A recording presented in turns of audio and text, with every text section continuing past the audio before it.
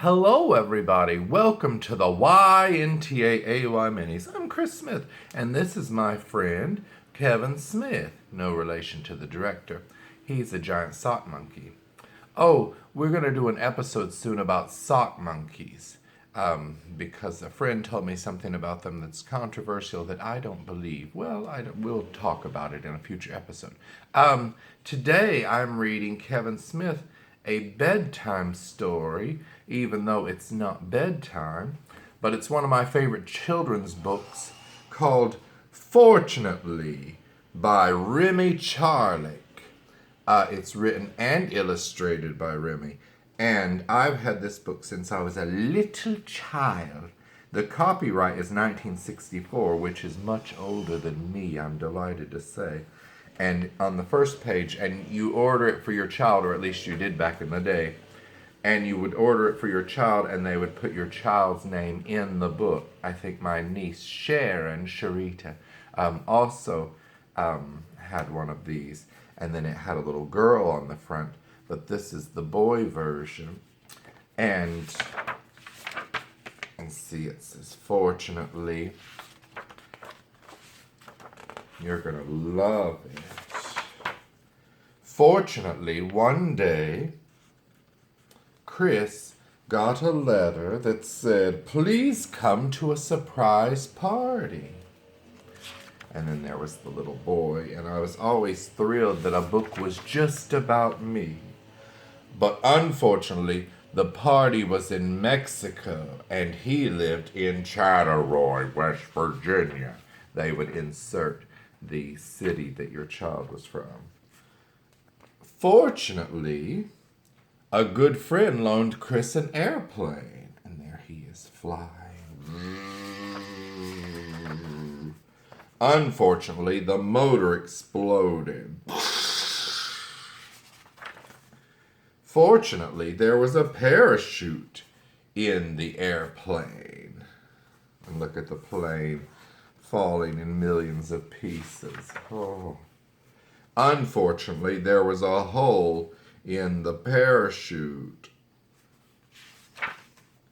Fortunately, there was a haystack on the ground, and look, there's the haystack, and there is the little Chris falling. What happened to the, oh yeah, the parachute had a hole in it.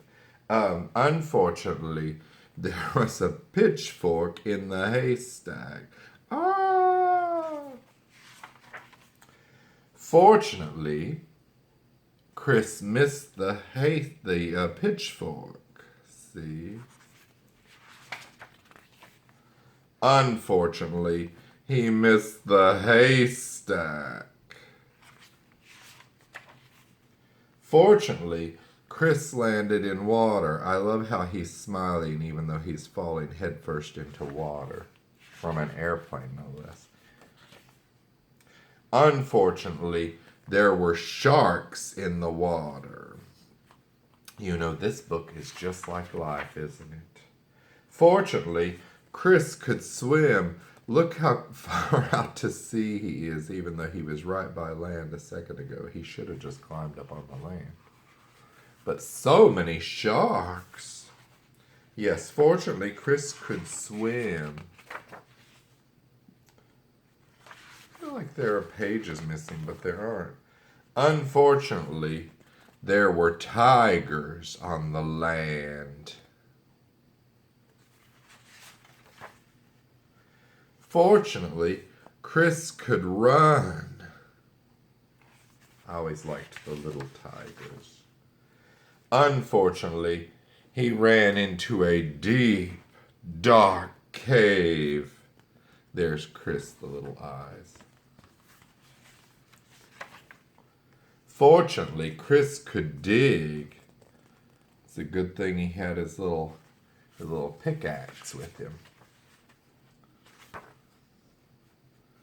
Unfortunately, he dug himself into a fancy ballroom. There he is crashing up through the floor. And look at that lady that fainted. Oh.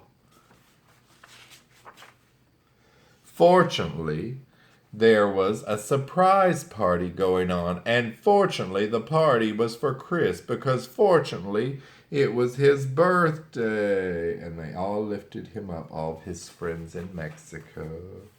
The end. It's such a simple little book, but it always filled me with such joy. But now, as a writer, I'm like, there are so many holes in this plot. It's almost like the holes in the parachute. How did he learn how to fly the plane? And why was there no co-pilot with him? Oh, well. But yes, anyway, if this book is still out there in the world, it's called Fortunately, and I do recommend it. And if I were reading a child a book at night, I would choose this book because it's very short and I've got a lot of TV to watch. So, okay. Okay, goodbye, everybody. Goodbye.